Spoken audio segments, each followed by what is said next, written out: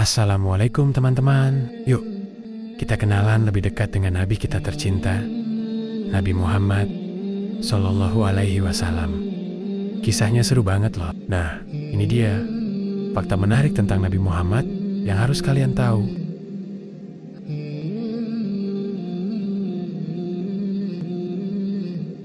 Pertama, nama panjang Nabi kita adalah Muhammad bin Abdullah bin Abdul Muttalib bin Hashim. Keluarganya berasal dari suku Quraisy, keturunan Nabi Ismail. Keren banget kan? Kedua beliau lahir di bulan Rabiul Awal pada tahun gajah. Disebut tahun gajah karena saat itu ada pasukan gajah dari Yaman yang mau menyerang Ka'bah. Tapi Allah kirim burung-burung yang melempari mereka dengan batu kecil dan pasukan itu gagal. Ketiga, ayah Nabi Muhammad bernama Abdullah, tapi beliau meninggal sebelum Nabi lahir. Sedih ya teman-teman. Dan ibunda Nabi bernama Aminah. Beliau sangat menyayangi Nabi saat masih kecil. Keempat, kakek Nabi bernama Abdul Muttalib. Kakek ini juga menjaga Nabi dengan penuh kasih sayang. Dan pengasuh Nabi adalah Ummu Aiman. Dia orang yang baik banget. Yang menyusui Nabi saat kecil adalah Halimah As-Sadiyah. Ketika Nabi tinggal bersama Halimah, malaikat Jibril datang membersihkan hati Nabi dengan air Zam-Zam. Wah, ajaib ya. Kelima, paman Nabi adalah Abu Thalib. Setelah kakeknya meninggal, Abu Thalib yang menjaga Nabi. Tapi sayangnya, paman ini tidak masuk Islam. Tapi ada dua paman lain yang hebat, yaitu Hamzah dan Abbas.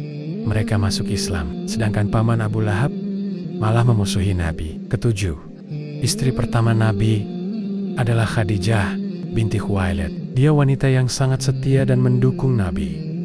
Anak-anak Nabi dari Khadijah adalah Al-Qasim, Zainab, Ruqayyah, Ummu Kulsum, Fatimah, dan Abdullah.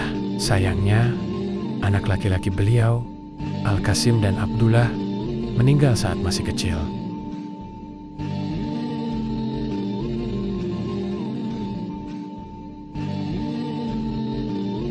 Di sebuah kota yang damai, ada seorang pria mulia bernama Muhammad. Sejak muda, beliau dikenal sebagai orang yang jujur, dapat dipercaya, dan memiliki hati yang lembut. Pada usia 40 tahun, hati beliau sering merasa ingin mencari ketenangan. Beliau memilih Gua Hiro, sebuah gua di atas gunung yang sepi, untuk menyepi dan beribadah, mencari kedamaian batin. Suatu malam yang tenang, saat beliau berada di gua, tiba-tiba seorang malaikat bernama Jibril datang membawa wahyu dari Allah dengan suara yang agung. Jibril menyampaikan 5 ayat pertama dari surat Al-Alaq, memerintahkan Muhammad membaca, meski beliau tak bisa membaca. Peristiwa ini adalah awal dari tugas besar beliau sebagai utusan Allah. Setelah itu, Nabi Muhammad mulai menyampaikan pesan tauhid, yaitu ajakan untuk menyembah Allah saja. Pada awalnya, beliau berdakwah secara sembunyi-sembunyi. Orang-orang pertama yang beriman adalah istri beliau, Khadijah, sahabatnya Abu Bakar As-Siddiq, sepupunya Ali bin Abi Thalib, dan Zaid bin Haritsah, anak angkatnya. Lambat laun, semakin banyak yang mengikuti ajakan beliau, seperti Utsman bin Affan, Zubair bin Awam, dan sahabat-sahabat lainnya. Setelah 3 tahun, Allah memerintahkan beliau untuk berdakwah secara terbuka. Malalah Nabi mengajak kerabatnya dan masyarakat Quraisy. Namun, dakwah terang-terangan ini tidak mudah. Banyak orang musyrik yang menolak, bahkan mengejek dan menyiksa Nabi serta para pengikutnya. Karena tekanan itu, beberapa sahabat beliau, seperti Utsman bin Affan dan istrinya, Ruqayyah, hijrah ke Habasyah, Ethiopia. Cobaan demi cobaan terus datang. Nabi bahkan pernah ke Taif untuk berdakwah, tetapi beliau diperlakukan dengan kasar. Namun, beliau tetap bersabar dan melanjutkan dakwahnya dengan penuh keyakinan. Allah menguatkan beliau dengan masuk Islamnya 2 tokoh besar, Hamzah bin Abdul Muttalib, paman beliau. Perjuangan Nabi untuk menyebarkan Islam penuh dengan ujian. Namun, dengan pertolongan Allah, Islam terus berkembang, membawa cahaya kebenaran ke seluruh dunia. Anak-anak, dari kisah ini kita belajar bahwa kesabaran, keberanian, dan keyakinan kepada Allah akan selalu membawa kebaikan.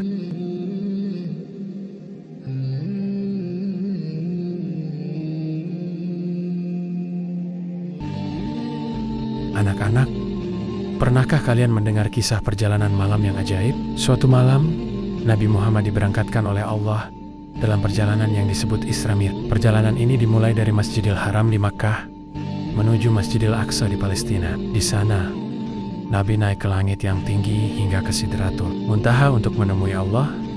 Di tempat itulah Allah memerintahkan salat 5 waktu sebagai kewajiban umat Islam. Ketika Nabi kembali dan menceritakan peristiwa luar biasa ini, banyak orang Quraisy yang tidak percaya. Mereka bahkan mengejek dan menertawakan beliau. Tetapi Abu Bakar, sahabat setia Nabi, langsung membenarkan kisah ini tanpa ragu. Tidak lama setelah itu, Nabi mendapat kabar baik. Beberapa orang dari Yatsrib kini Madinah datang menemui beliau. Mereka tertarik dengan ajaran Islam dan membayat beliau di sebuah tempat bernama Aqabah. Pertemuan itu disebut Baiat Aqabah pertama. Setelah kembali ke Madinah, mereka membawa Musyab bin Umair, seorang pemuda yang dikirim Nabi untuk mengajarkan Islam di sana. Setahun kemudian, semakin banyak orang Madinah yang menerima Islam. Sebanyak 73 laki-laki dan 2 wanita kembali datang ke Aqabah untuk bertemu Nabi. Mereka mengundang Nabi hijrah ke Madinah agar bisa tinggal bersama mereka. Pertemuan ini dikenal sebagai Baiat Aqabah kedua. Kaum muslimin mulai berhijrah ke Madinah secara diam-diam. Namun, orang-orang Quraisy yang tidak ingin Islam menyebar merencanakan hal buruk untuk membunuh Nabi. Pada malam rencana itu, Nabi memerintahkan Ali bin Abi Thalib tidur di tempat tidurnya sebagai pengalih perhatian. Sementara beliau keluar rumah dan pergi bersama Abu Bakar menuju Gua Sur untuk bersembunyi. Mereka tinggal di gua selama 3 malam. Orang Quraisy bahkan mengejar mereka. Tetapi Allah selalu melindungi Nabi. Ketika seorang bernama Surakah bin Malik hampir menangkap Nabi, kaki kudanya terperosok ke tanah. Nabi pun mendoakan keselamatannya. Dan Surakah berjanji untuk merahasiakan jejak mereka. Setelah situasi aman, Nabi dan Abu Bakar melanjutkan perjalanan ke Madinah. Dalam perjalanan, mereka singgah di sebuah desa bernama Quba. Di sana, Nabi membangun masjid pertama dalam Islam, Masjid Quba. Akhirnya, Nabi tiba di Madinah. Beliau disambut dengan penuh sukacita oleh penduduk Madinah yang kini disebut kaum Ansor. Nabi tinggal sementara di rumah Abu Ayyub Al-Ansari hingga masjid dan rumah beliau selesai dibangun. Kisah ini mengajarkan kita tentang perjuangan, kesabaran, dan kepercayaan kepada Allah. Dengan pertolongannya, semua rintangan dapat dilalui. Sampai di sini dulu ya, kisah perjalanan Nabi Muhammad kali ini. Nantikan kisah-kisah seru lainnya di episode berikutnya. Jangan lupa untuk subscribe, like, comment, dan share video ini. Aktifkan juga lonceng notifikasinya, agar kamu tidak ketinggalan kisah inspiratif dari Nabi kita tercinta. Sampai jumpa di episode selanjutnya.